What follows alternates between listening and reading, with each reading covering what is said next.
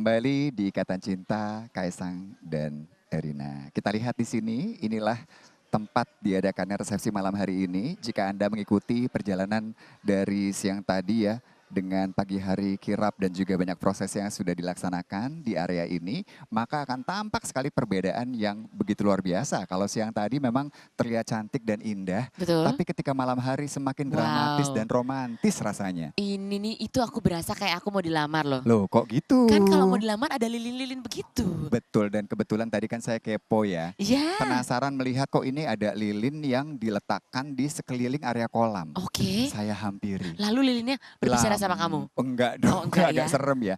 Lilinnya tuh lampu Kak, supaya aman Oh, juga toh. Kalau wow. misalnya lilinnya api kan nanti bisa ya selain juga cepat mati mungkin kan agak bahaya kalau harus nyalakan terus. Nah Berarti ini benar-benar iya, menggambarkan kesederhanaan dari resepsi Mas hmm, Kaisang dan juga Mbak Erina ya. iya Jadi bener. memang romantisme yang terasa atau dekorasi yang terlihat begitu cantik bukan berarti harus yang super mewah atau memang yang paling mahal. Tapi ternyata kita bisa menemukan yang lilin elektrik yang memang digunakan di mana-mana. Iya, kita gunakan dalam keseharian kita ya. Dan kalau Anda saksikan di belakang kami, ini bagus sekali nampak ya tempat acara nanti akan berlangsung untuk resepsi malam hari, di mana memang undangan yang akan datang ini berbeda dengan yang siang hari tadi. Salah satunya Bapak SBY itu direncanakan untuk hadir pada malam hari ini. Nah, kalau Anda saksikan juga di layar Anda, di belakang kami ini ya, ada satu hal yang sangat menarik sekali, di mana di atas pendopo ini ada satu emblem Mangkunegaran. Nah, ketika siang tadi tidak terlalu tampak dengan jelas, namun malam hari ketika sudah disinari dengan lampu, semakin terlihat emblem tersebut ya dengan warna hijau yang menyelimuti beberapa bagian dari ruangan sendiri. Nanti jika Anda melihat ke dalam area pendopo sendiri itu ya, ada 4 tiang ya, tiang utama penyangga dari pendopo yang ternyata konon kabarnya itu berasal dari satu pohon. Satu pohon yang dibelah menjadi 4 ya. Ada banyak sekali sejarah yang begitu menarik untuk diikuti di tempat kami berada saat ini. Konon juga ada museum yang bisa kita kunjungi, di mana di sana kita juga bisa mempelajari mengenai sejarah dari Puro Mangkunegaran ini dan mungkin juga tentang Kerajaan Surakarta ya. Dan memang kalau dari tadi kita lihat kirap pun ada prajurit-prajurit dari Kasunanan Mangkunegaran dan ini luar biasa Kasunanan Surakarta. Ini luar biasa juga dengan attire-attire atau baju seragamnya yang pasti punya cerita di baliknya. Kita juga jadi ingin tahu apakah kejutan yang dimaksudkan oleh Bapak Erick Thohir yang sempat dikutip oleh beberapa media. Mungkin pemirsa juga sempat melihat ya pernyataan dari beliau yang bilang bahwa malam hari ini akan ada kejutan istimewa. Yang bilang ketua panitia ya kita percaya pastinya kan. Dan penasaran apa Hmm, ini kira-kira kejutannya. apakah berkaitan dengan tanggal sekarang? Kenapa tanggal sekarang? Tanggal sekarang ini bocorannya ya, Mbak Erina itu ulang Tepat di hari tahun. ini, oh Tepat di iya hari ini, betul. tapi kita masih tebak-tebak buah manggis loh, Hmm. ya kan? Benar, Bener kita gak nggak tahu sih? apakah itu, apa mungkin ada sesuatu performance yang berbeda. Karena kalau bicara tentang penampilan dari kesenian yang bisa dinikmati oleh para tamu dan undangan, di siang hari tadi ada 3 titik di area sekitar pendopo ya, tempat gamelan itu beraksi sepanjang hari. Jadi ada satu tempat di situ untuk gamelan dari isi Surakarta, kemudian ada juga dari Lengan Projo Mangkunegaran, dan juga ada satu lagi di bagian luar. Nah, yang menariknya itu tadi kami sempat berbincang juga dengan salah satu ibu sinden ya, Ibu Nani, Ibu Rini dan juga Ibu Lydia dari isi Surakarta, mohon maaf. Nah, beliau menyatakan bahwa memang untuk acara malam hari ini ya pastinya dipersiapkan musik yang mungkin akan berbeda lagi dengan siang tadi. Kalau siang tadi mereka harus membawakan banyak sekali lagu yang kalau ditumpuk ya, itu liriknya ya, Iya? satu buku tebal sekali. Saya ditunjukkan itu Wow. seperti tempat duduk ya. Setebal ini, Dan mereka hafal ya. Sejauh kita mendengar tampak seperti mulus sekali, betul. tampak mereka sudah menghafal di luar kepala.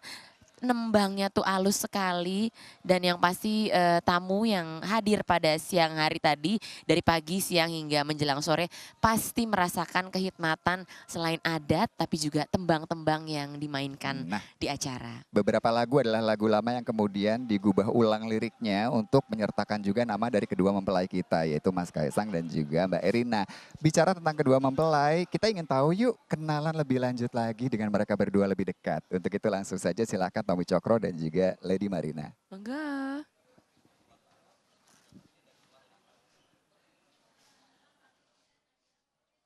Kembali bersama kami di sini dalam Ikatan Cinta Kaisang Erina Spesial Spesial Ngunduh Ngunduh Mantu. Mantu. Kami berdua masih di Loji Loji Gandrung.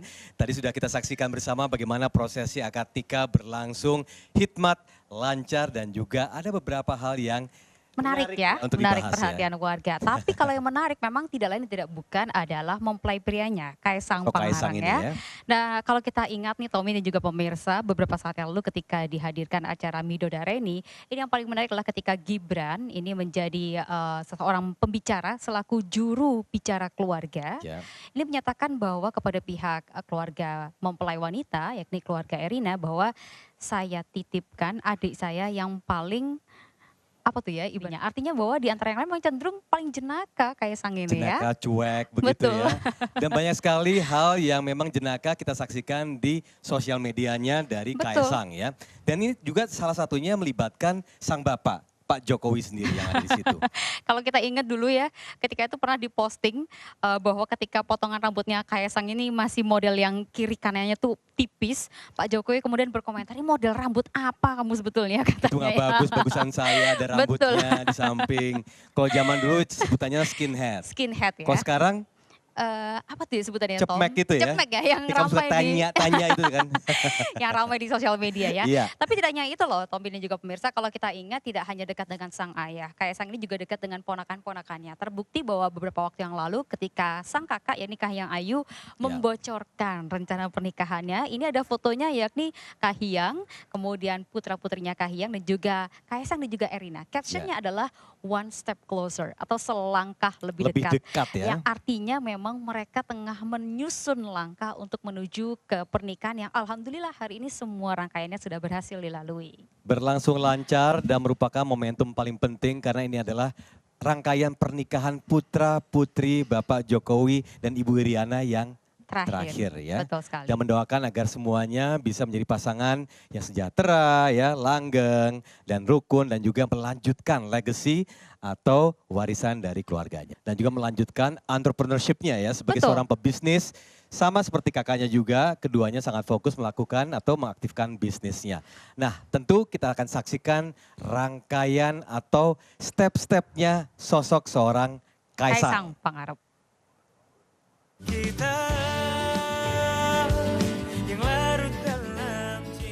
Kaisang Pangarep adalah putra bungsu Presiden Joko Widodo. Pria kelahiran Surakarta, Jawa Tengah 25 Desember 1994 ini dikenal sebagai pengusaha makanan dan aktif membuat konten video berbagi. Kaisang diketahui menempuh pendidikan sekolah dasar di SDN 16 Mangkubumen Kidul, Lawean, Solo bersama kakaknya Gibran Raka Buming Raka. Setelah menamatkan sekolah menengah di kota yang sama, pada jenjang sekolah menengah atas, Kaisang sekolah di Singapura, di sekolah Anglo Chinese School Internasional. Setelah tamat SMA, Kaisang kemudian menempuh sekolah di perguruan tinggi di Singapura University of Social Science. Kau jawaban Tuhan dalam setiap doaku, kau jawaban Tuhan. Nama Kaisang mulai dikenal publik setelah karir politik ayahnya Joko Widodo meroket dari wali kota Solo, gubernur Jakarta, hingga menjadi orang nomor 1. Bersama sang ayah, Kaisang kerap menunjukkan aksi candanya melalui berbagai konten video berbagi. Jika aku bukan Kedekatan Kaisang dengan sang ayah memang kerap dibalut dengan adegan penuh canda. Seperti ketika ia dikritik karena penampilan rambutnya yang dinilai kurang rapi oleh sang ayah. Kurang cukuran batok. Batok kelapa. Depannya ngucrit. Ngucrit kayak gini ya. Orang kayak bapak gini. Bagus. Cukuran ini. Sini, tipis, ini tebel. Nggak batok kayak gini yang ini. Ngucir kayak gini coba. Kan kayak bapak gini, bagus. Cukuran kayak rambutnya bapak yang paling bagus aja. lu bagus kayak gini kok. Bagus punya bapak gimana? Nama Kaisang kemudian makin meroket dan mulai dikenal banyak pesohor tanah air. Sejak ia bermetamorfosa menjadi pengusaha hingga memiliki klub sepak bola Persis Solo.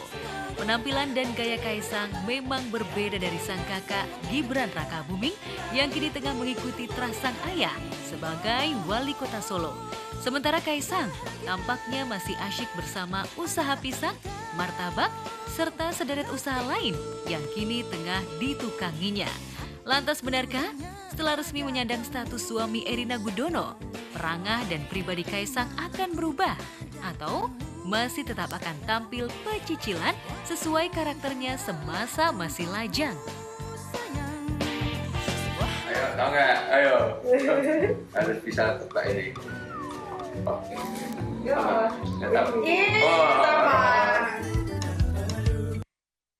Ya itulah ya, sosok Kaisang memang ternyata hangat dekat dengan keluarga, jenaka juga orangnya. Tapi ternyata dalam hal bisnis, entrepreneurship, pendidikan, ini Kaisang adalah sosok yang serius dalam menjalankannya ya. Betul, dan juga tampak dari kecocokan antara kedua pasangan ini penyuka film horor. Horor, tadi ya. betul ya.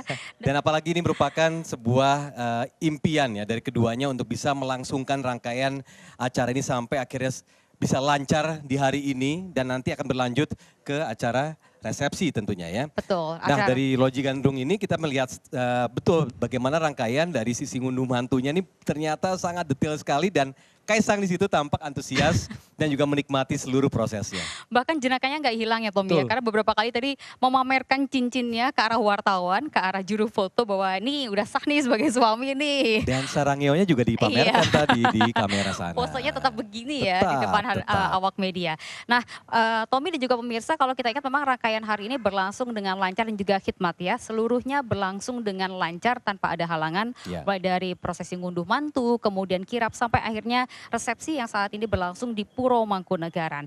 Dan tentunya teriring doa kita semua bahwa acara ini, kelanggengan ini akan terus terbawa sampai dengan kakek nenek hingga maut memisahkan. Ya, setidaknya tentu di hari ini kebahagiaan itu juga disebar ke publik ya, baik kami semua di sini secara tim dan juga seluruh pengunjung di daerah Loji Gandrung, bagaimana mereka menyaksikan pada saat kirap tadi kebahagiaan seorang Kaisang dan juga Erina terlihat dan juga sambil menyapa, melambaikan tangan dan juga membagi-bagikan udik-udik tadi ya. Betul sekali. Dan pemirsa tentunya sejumlah keseruan dan juga seperti apa kisah cinta Erina dan juga Kaisang. Kami masih akan kembali dengan kisah lengkapnya. Untuk itu tetaplah bersama kami dalam Ikatan Cinta Kaisang Erina spesial Ngunduh Mantu.